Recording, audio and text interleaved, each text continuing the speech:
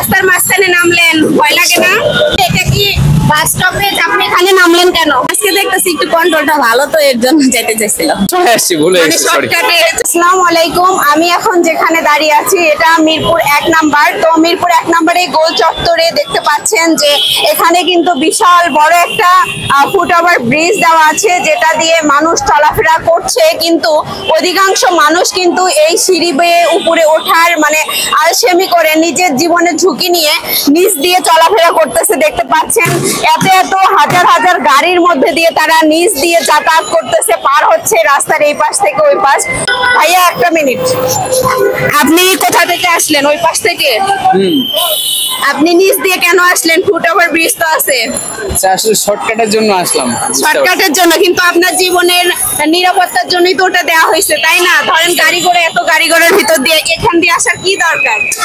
আসলে এখন চলে আসছি, ভুলে মানে শর্টকাটে চলে আসার জন্য অনেকেই এই ভাইয়ের মতো শর্টকাটে চলে আসার জন্য নিজের জীবনের ঝুঁকি নিয়ে, আসলে এরকম আসা কি ঠিক বলেন?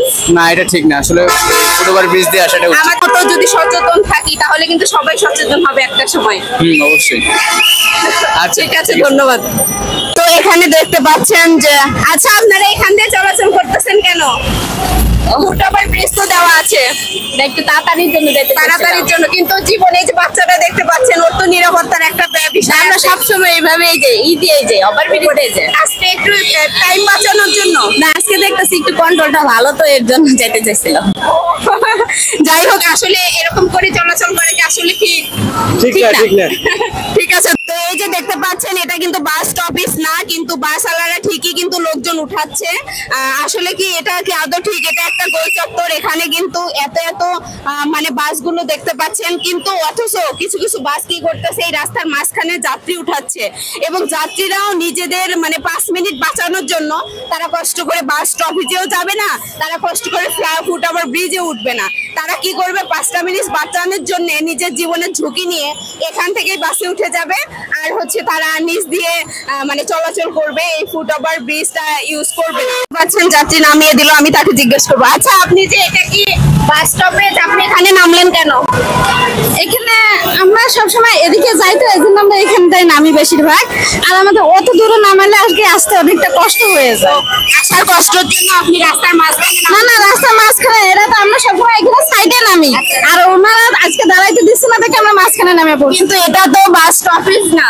এটা তো বাস স্টপেজ না, সেটা তো আমরা জানি, কিন্তু আমাদের সুবিধার অনুযায়ী আগে থেকে আমরা দাঁড়াইতাম এই জায়গায়, কিন্তু এরা কি নতুন নিয়ম? কিন্তু এটা কি ঠিক? না না, অবশ্যই। আচ্ছা, ধন্যবাদ। আচ্ছা ভাইয়া, একে আটকালেন কেন? আসলে হচ্ছে যে আর কি ট্রাফিক নিয়ম অনুযায়ী, আইন অনুযায়ী মেইন রোডে অটো এলাও না। আচ্ছা, কিন্তু অটো চলে আসছে। অটো চলে আসছে, আমরা বারবার তাদেরকে বলি, কিন্তু কেউ কথা শুনতে চায় না। 2-1 জন কথা শুনে, আর অধিকাংশই কথা না শুনে চলে যায় মেইন রোড দিয়ে। এই যে দেখতে পাচ্ছেন আরেকটা গেল। আসলে এরা শুনতে চায় না ভাইয়াদের কথা, এটাই এখানে ট্রাফিক পালন করতে আপনাদের খুব কষ্ট হয়ে যায় না? হ্যাঁ, খুবই এলোমেলো। সচেতন না মানুষ, সচেতন না। আমরা ওভারব্রিজ ব্যবহার করতে বলি, কেউ শুনতে চায় না, উল্টো তেরামি করে, বলে যে না কষ্ট হচ্ছে, পায়ে ব্যথা, সবারই পায়ে ব্যথা, মাথায় ব্যথা হয়ে যায় এখানে আসলে। আমরা জেব্রা ক্রসিং করতে বলি, কিন্তু কেউ কথা শুনে না। দেখা যায় মহিলারাও দেয়াল টপকে চলে যায়। এমনকি আমরা ওভারব্রিজ ইউজ করার জন্য, ফুট ওভারব্রিজ ইউজ করার জন্য ওই রাস্তাগুলো বন্ধ করে দিয়েছি। ওনারা ওই রাস্তাগুলো তার নিচে দিয়েও চলে আসে। আমাদের কথা আসলে কথা না শুনলে কাকেই বা বোঝানো যায়?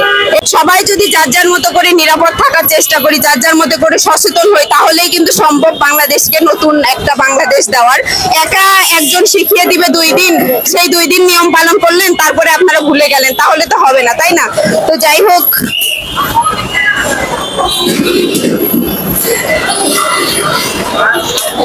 আঙ্কেল এইভাবে রাস্তার মাঝখানে নামলেন, ভয় লাগে না? জি, কিছু বলেন।